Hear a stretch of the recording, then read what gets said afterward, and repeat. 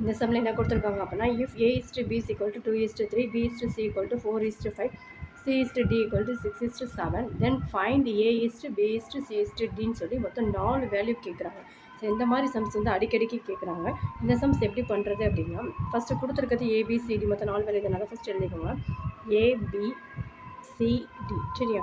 அடுத்து எனக்கு A/Bயோட வேல்யூ வந்து 2:3, B/Cயோட வேல்யூ வந்து 4:5, C/Dயோட வேல்யூவில் கொடுத்துருக்காங்க 6:7ன்னு கொடுத்துருக்காங்க சரியா. இப்போ பக்கத்தில் இருக்க வேல்யூ பாருங்கள், இதில் எதுவுமே இல்லை அப்படின்னா இங்கே என்ன நம்பர் இருக்கோ, இப்போ 2:3ன்னு சொல்லி கொடுத்துருக்காங்க. இப்போ Cக்கும் Dக்கும் வேல்யூ இல்லை, அப்போ Bக்கு பக்கத்தில் என்ன இருக்குது 3 இருக்குது, அப்போ 3 தான் இங்கே 2 காலத்துலேயும் வரும் சரி. அதே மாதிரி கீழே பாருங்கள் 5, இங்கேயும் அதே 5 தான் வரும்.